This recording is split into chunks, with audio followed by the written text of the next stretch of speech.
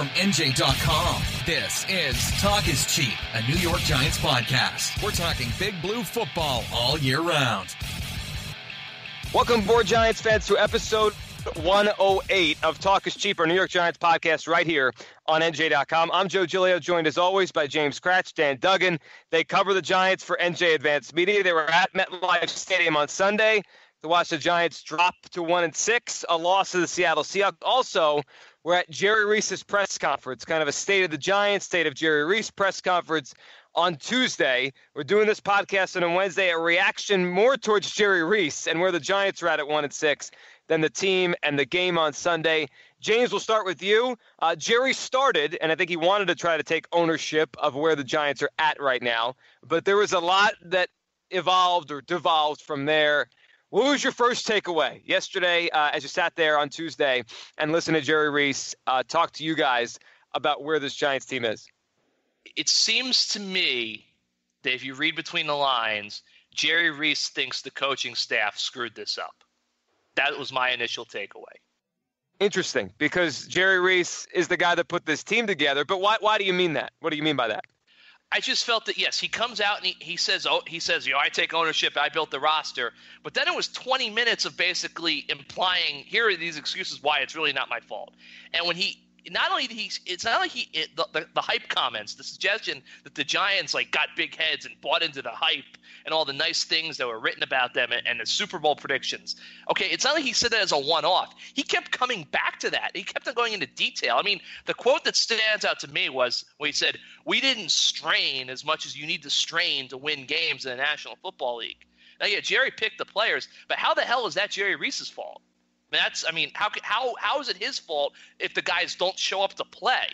And then you start thinking, okay, this team, they lost a couple close games on field goals to the Eagles and the Bucks, and they've got injuries. They no-showed 2 primetime performances to start the year. That dropped them to 0-2, and then when you get to 0-2, crazy things happen, like 61-yard field goals with the gun in Philly. So I don't know how Jerry Reese could come out there and say those things and not think that we're all going to interpret it as him saying, look, Ben McAdoo didn't have this team ready to play this year. He didn't have the guys in the right mindset to play.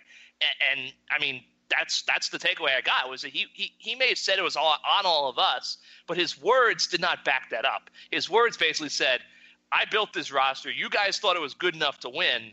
Go talk to the coach. Yeah, which is not a good way to continue a season here where things have just gone off the rails. Dan, you wrote about some of the things that Jerry Reese had to say, including "don't count us out," which was delusional. There are about 6 or 7 other delusional things. Let's start with "left for dead." He used that term, which is kind of the old school, everyone's counting us out, left for dead, and don't count us out. But the Giants, Dan, are done. I mean, this season, objectively, is finished. Jerry Reese tried to go down that road that they're not done yet. Yeah, I can't. That's actually, I wrote about that, but I can't fault him too much because what's he going to go up there and say, listen, the next 9 games are totally meaningless. Our season's done. I mean, he's got to have to at least try to put on that brave face. So that was actually, one of the comments that I didn't have much of a problem with. I think the next point I made in that article, and it was kind of the overriding theme, and James kind of touched on it, was this ridiculous excuse that the reason they're 1-6 is because they bought into the hype in the preseason. I mean, that is the one that, fans have, like you said, maybe 2 reactions: either shaking their head or want to put their head through a wall. I think that's the type of comment that makes you want to put your head through a wall. I mean, they're not 1-6 because they bought into some preseason press clippings. I mean, that's just, but it's amazing because it was brilliant. I really think that Jerry, who's not known as the greatest public speaker, maybe he talk to a politician or something, because he was coming out with some great spins where he's got people chasing their tails writing about, did they buy into hype? The hype does not matter. The team is 1-6 because Jerry did not shore up the offensive line and make the proper moves to put the best possible roster on the field. And then he did still give Ben a team that's better than 1-6. And McAdoo has totally botched the coaching job. Those are the reasons the team is 1-6. It's not because the players aren't as hungry. I mean, that's such a nebulous thing to throw out. And again, you get people, media and fans, some chasing their tails on that, whereas I think smarter people step back and say, listen, that's just a diversion. He's just throwing that out there because it's a lot easier to blame it on the hype, which again is just so nebulous, than to actually confront the real issues with the roster and with the coaching staff and with the schemes and on and on. Those are the tough things to address. So by just making your whole point this nonsense about buying into hype and buying into hunger. I mean, that's crazy talk. I mean, this team made the playoffs for the first time in 5 years and got beat by 25 points. How much hype could they possibly have been believing in? Sure, we all did. We on the outside did think this was a good team. So I can't sit here and have, revisionist history. We all saw this coming. Absolutely did not. But if you're inside those walls, I mean, listen, I know McAdoo talks about putting the 5th trophy in the case, but if you were really in those meeting rooms in July and August thinking, hey, we can just show up and win, you just got beat by 25 points in the biggest game of the season last year. There's no reason anyone was buying into that. So again, I think that was just a nonsensical thing he threw out, but I think it was also kind of crafty because it made people, see the ball and bat that around rather than actually addressing the much deeper issues. So yeah, that's the bigger problem I had. I mean, the stuff about, hey, we're not done yet. Again, what else are you going to say? The more like the deeper issues with this team, it's not about them buying into hype. It's on the front office and the coaching staff. They're the ones who have put the team in this position. Obviously, the players bear a role in that, no doubt about it. But again, it's just not because they aren't as hungry as last year. That's silly. The first thing I thought of, James, before you go into your comment there, the first thing I thought of when I heard Jerry Reese say that was the Giants are not 1-6 because Jonathan Casillas, acknowledged to us during our live podcast with him that they could make a deep run this year, or they were thinking big things. Like I just think that it's just a ridiculous statement, and it really throws the players, I think, in that instance under the bus, that they were thinking too big and they weren't focused on the day-to-day, which is exactly the opposite usually of the way NFL teams and players try to go about their business, James.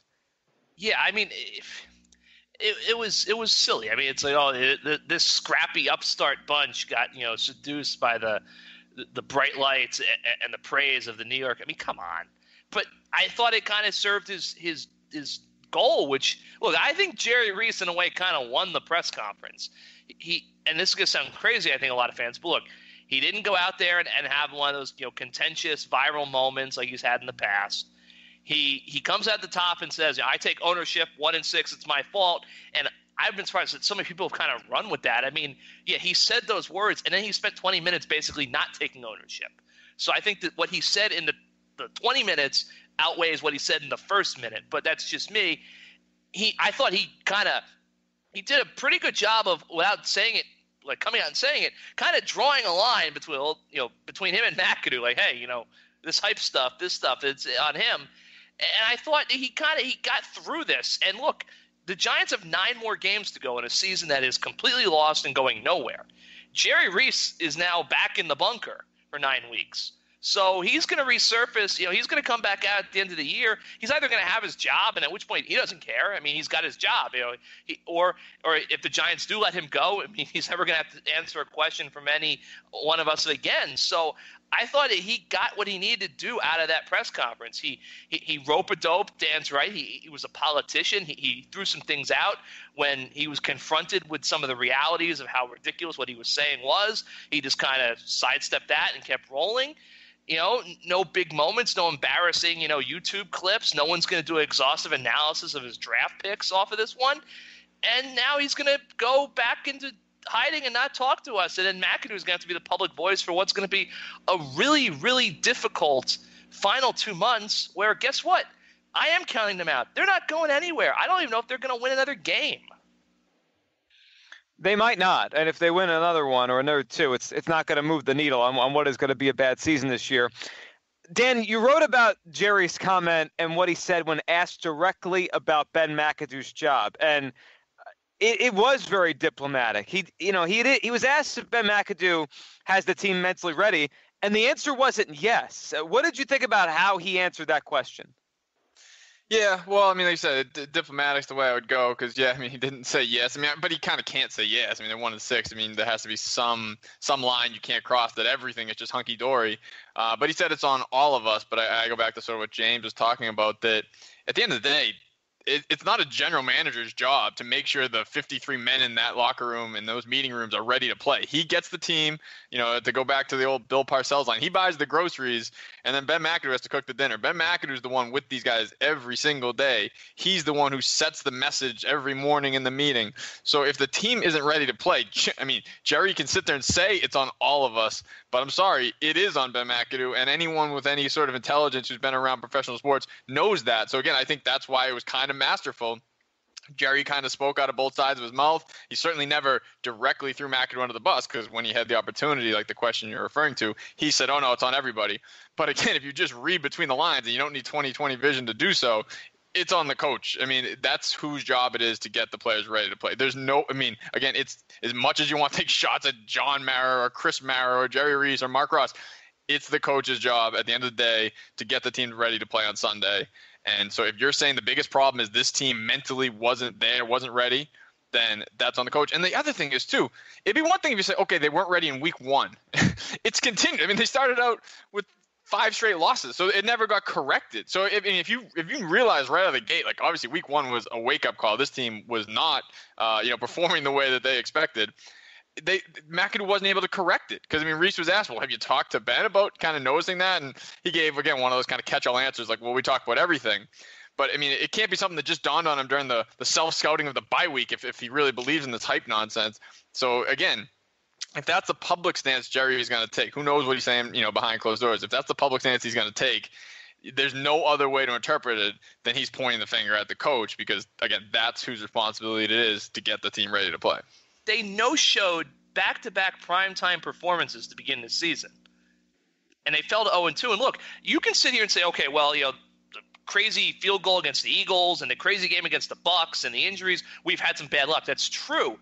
But you can't use those as excuses, because you were 0-2 to begin with, because you came out flat as a pancake and turned in 2 pathetic performances on national television against your biggest rival in the division, and a team that was a playoff team last year at home, with the friggin' Super Bowl team being honored at halftime. I mean, that's what the Giants laid the foundation for this whole mess by just not even showing up the first 2 weeks. Then you're 0-2. You go to Philly. The whole season's on the line. And you know what? Yeah, bad things happen. Kids kick 61-yard field goals and your season's over.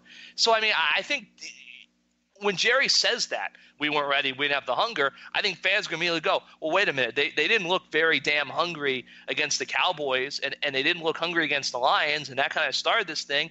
And when he said he doesn't think the team's strained as much as you need to strain to win in the National Football League, that's a pretty damning indictment of the team. And who gets them ready to play, as Dan said? The coach, the coaching staff.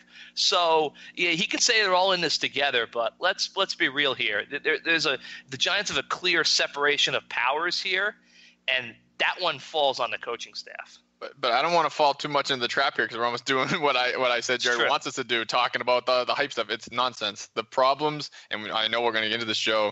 I think let's start with the offensive line, because that was the biggest one. It was number one. That was the priority going into the offseason. Everyone said you need to upgrade this offensive line. It was kind of the Achilles heel all last year.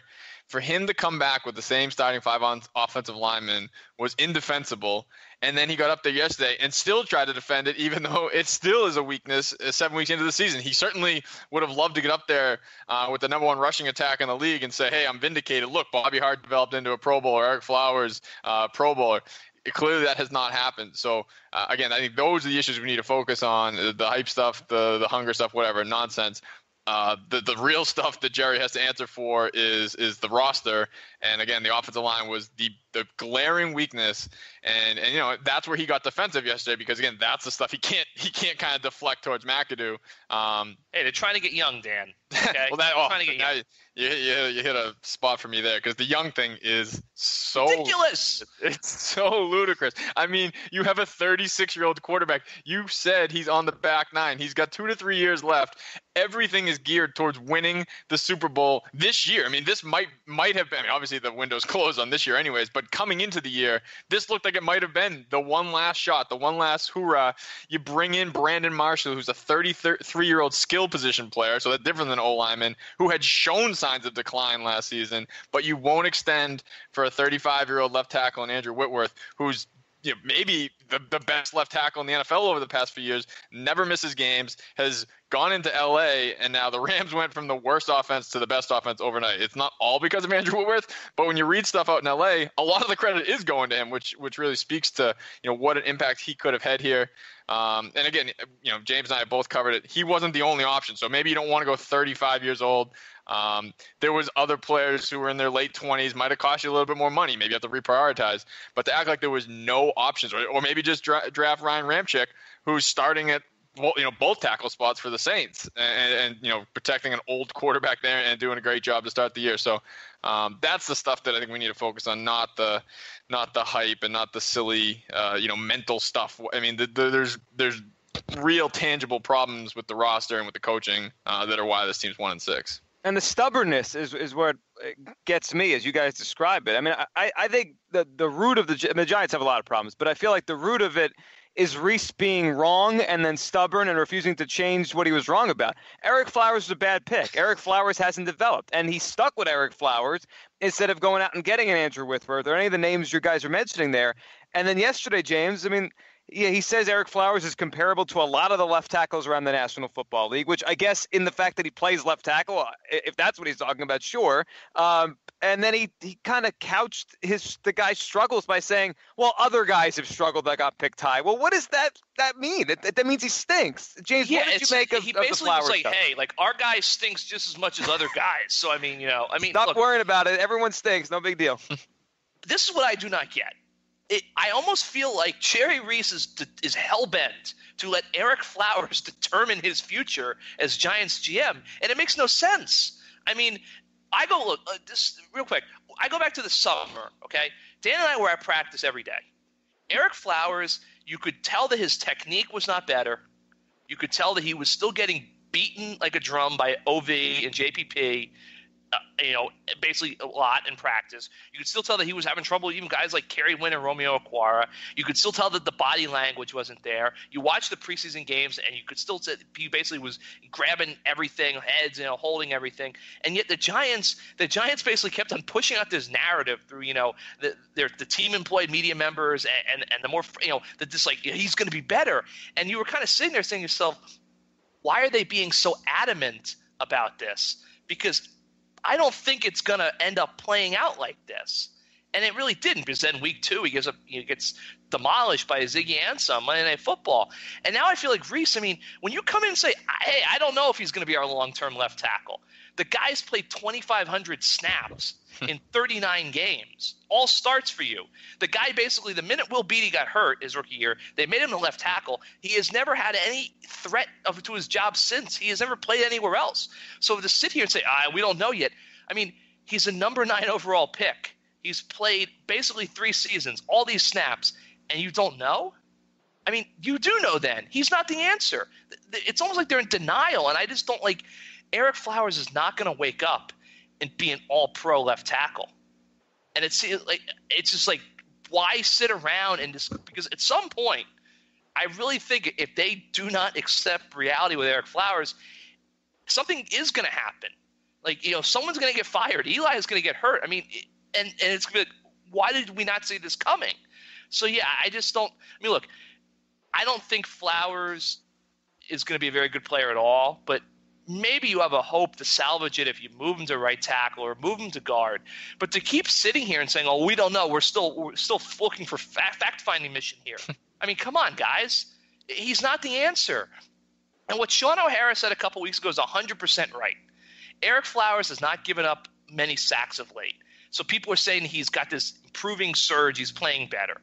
The bar has been set so low that, the game didn't get wrecked, so that's great. I mean, the Giants, if you watch the game, they really don't run to the guy anymore. And he was supposed to be this great run blocker because he's so out of sorts. I mean, he basically lines up in the backfield, way wide of the left guard. So I just think it's just – I don't know what the Giants are kidding themselves. I mean, I don't see how this is going to get better.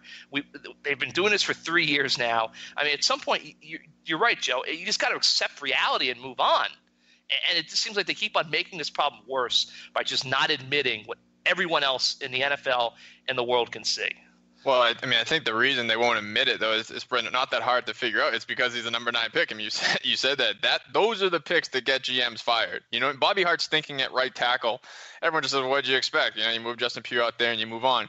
This guy was a number 9 pick. It's not going to be easy for Jerry Reese to admit that mistake because, again, those are the picks that get GMs fired. You miss on a top 10 pick, everyone points that. Now, clearly, everyone's pointing to this as it is, but if they can kind of just keep selling the narrative, oh, he worked hard last offseason. Oh, like, I mean, the only thing they haven't has like an injury. They can say, oh, well, if he wasn't injured, he would have developed. I mean, they're looking for every excuse they can. You know, they've looked under every rock the last 3 years. They're obviously running out of them.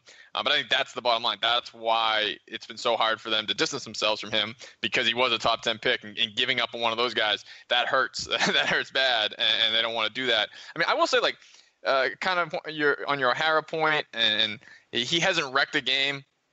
I mean, has he improved though? Is the real question that Jerry's trying to say. I mean, I know, you know, Pro Football Focus is flawed, but it's very hard to measure offensive line play. So you have to at least reference them at least. I mean, you give them, they know more than just the average person who's watching the ball on every play. And he's ranked the 54th best tackle in the NFL. So again, you might say that their ratings mean nothing, but there's still a rating out there, and he's 54th. So, I mean, how good is that? And like James said, they've revamped the offense. He's not going to give up sacks because Eli plays hot potato most of the time. So, I mean, there's so much of the Eric Flowers stuff is, again, just spin. But I think it's pretty easy to understand why they're dug in so deeply. Because, again, if you give up on a number 9 pick in his 3rd year, that's a major indictment of Jerry Reese. And obviously he wants to do everything he can to avoid that situation. No, I get that it's an indictment, but, like, if you're Jerry Reese, I mean, you've gotten away with a lot in your tenure. I mean, you managed to keep your job when the 2-time Super Bowl winning, Hall of Fame bound, Ring of Honor head coach got shoved out the door.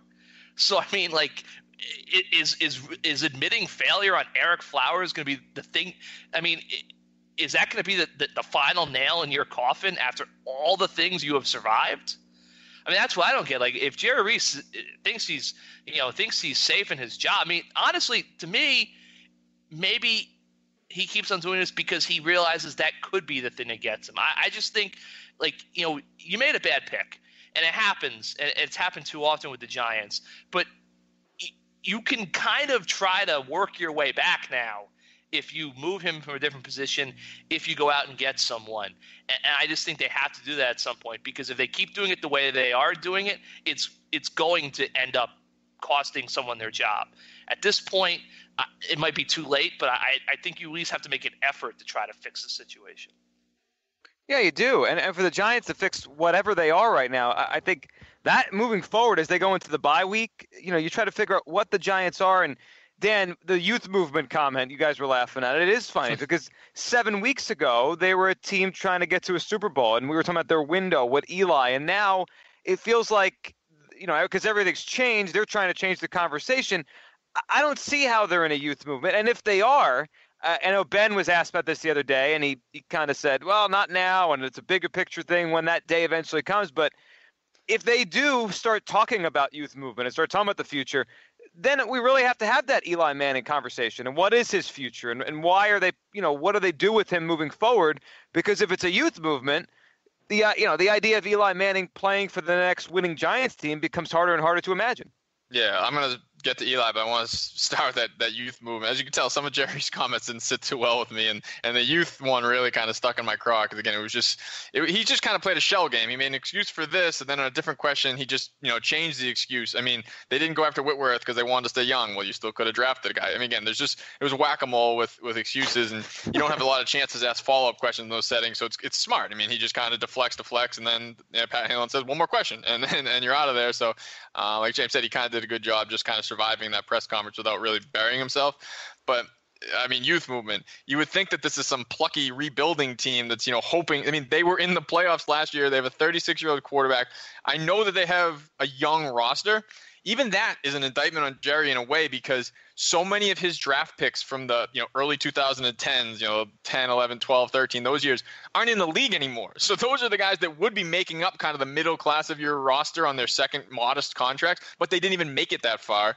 So you're left with kind of a top heavy roster of, you know, high price free agents and and then you're left with a bunch of undrafted free agents that are filling out those spots that ideally would probably be like a 5th and 6th year guy who's your third safety instead of an undrafted free agent, that type of deal. So even that is kind of nonsense. I mean, granted, I think you can crunch the numbers, and especially now with guys like Brandon Marshall and Dwayne Harris and JT Thomas, all those guys on IR, you can crunch the numbers and say that it's a young team. But again, you have Eli Manning, you have Brandon Marshall, Jonathan Casillas, I mean, on and on and on. I mean, even guys like JPP and Janoris Jenkins, Damon Harrison, they're in their late 20s. It's a pretty veteran team, and it's a team that was definitely built to win now. So the idea that you just couldn't get young, you couldn't put a veteran on that O-line because the youth was so important. Who cares how old the guys are? It's a results business. I mean, Bobby Hart could play for 15 more years and never be anywhere near as good as Andrew Whitworth. So the youth thing was just mind-blowing. I also felt that Jerry kind of, in my opinion, distorted the whole idea. Because look, I feel pretty confident talking about this because we discussed it on the podcast for about a year now at times. I've written about this multiple times. I've talked with Ben McAdoo about this. His goal is, he always said, his quote he gave me one time was, when I was in Green Bay, we were the youngest team in the NFL except for the quarterback and the long snapper. And I think it's a pretty good model. And he's right. I think, look, the best way to win in today's NFL is basically what the Packers do. I mean, the Patriots, they're a unicorn. Put them aside. The Packers, I think, made the playoffs, 7-8 years in a row because they draft really well. They develop their own players.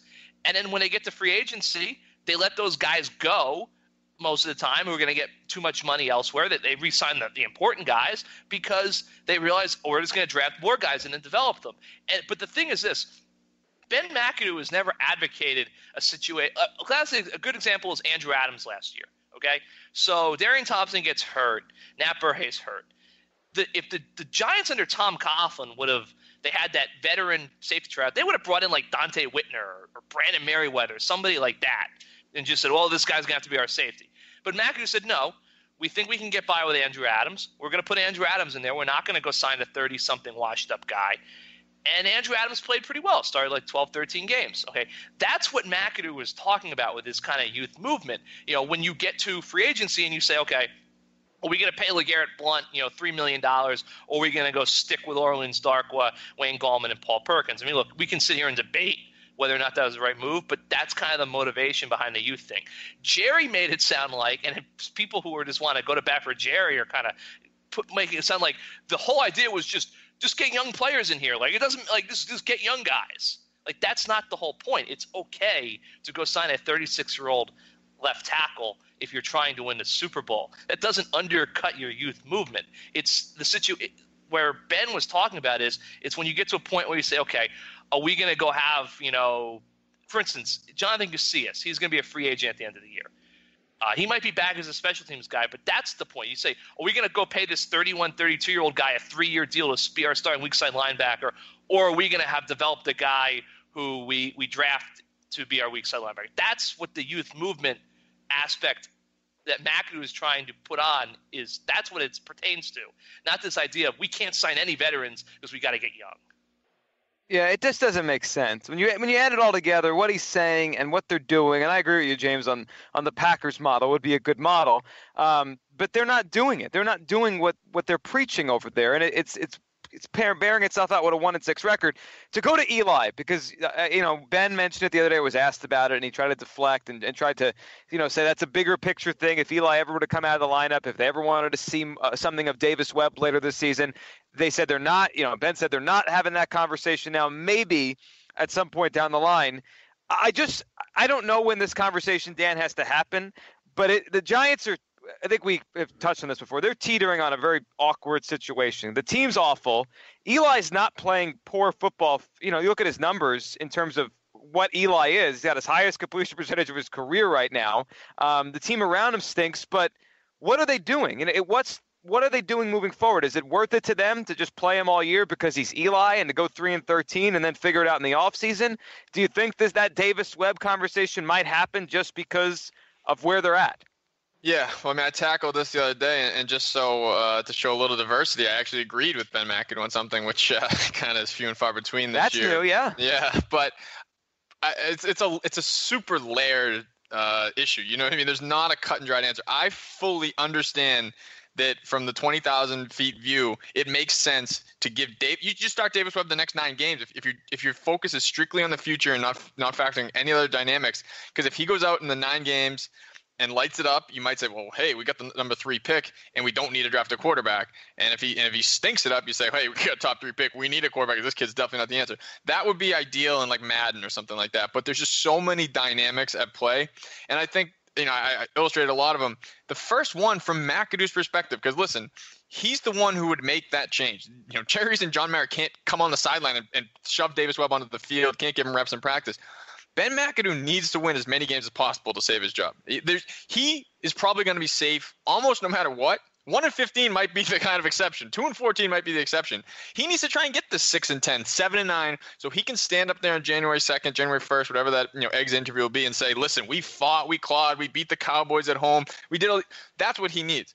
There's nobody can argue that Davis Webb gives them a better chance to do that than Eli Manning. I know that Eli has a bunch of critics out there. I'm sorry. There's no way a rookie quarterback coming from a spread offense who was supposed to take basically a redshirt year this year would give them a better chance to win.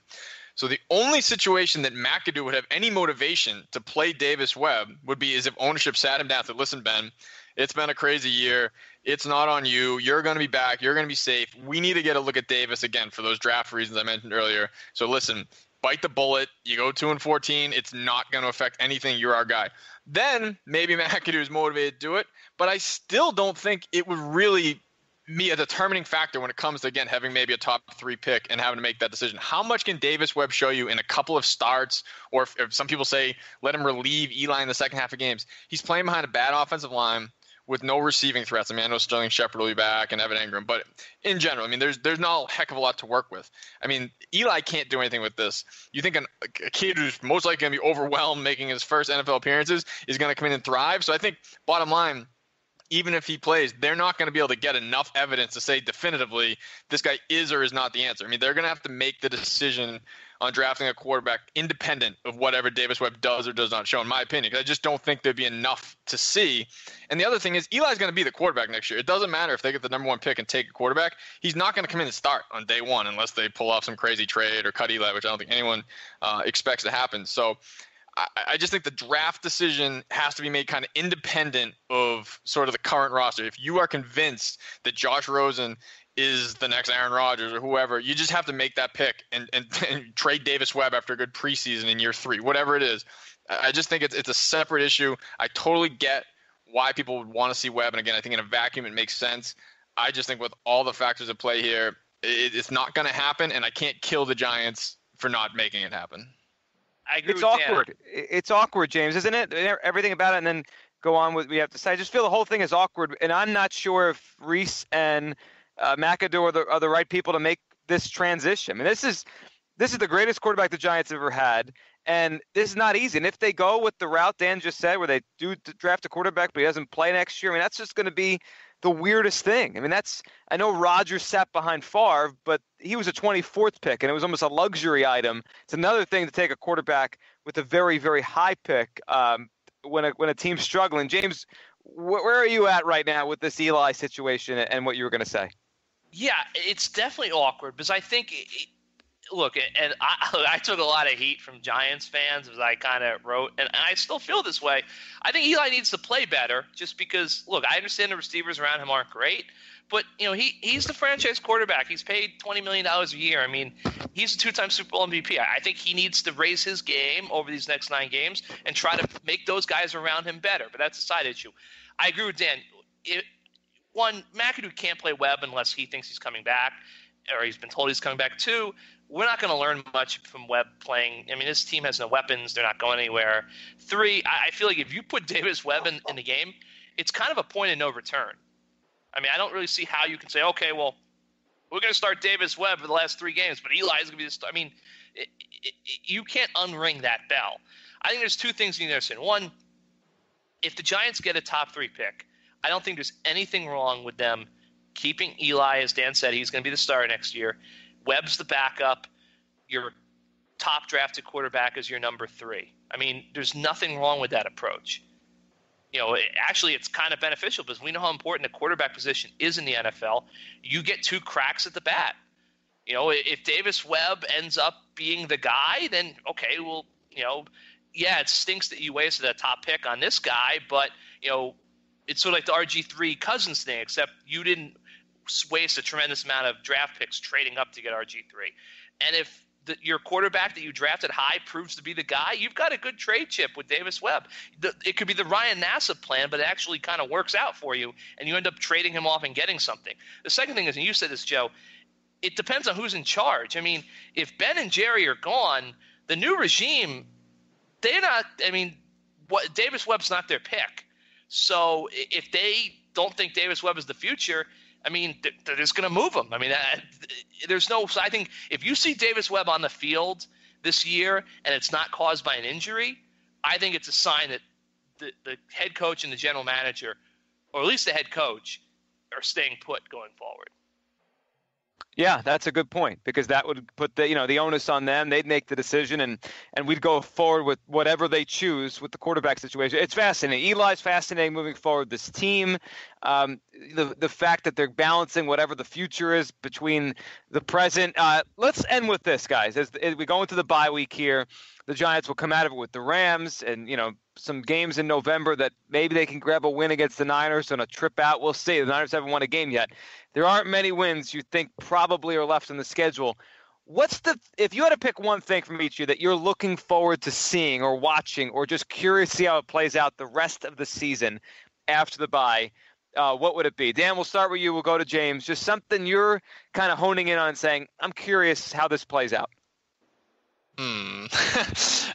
Yeah, I feel like the season ended in that Seattle game on Sunday. It was just that Denver game gave you that little bit of hope that maybe something miraculous could happen, and then it just was totally extinguished. You see how they're going to have to play. It's like I reference it.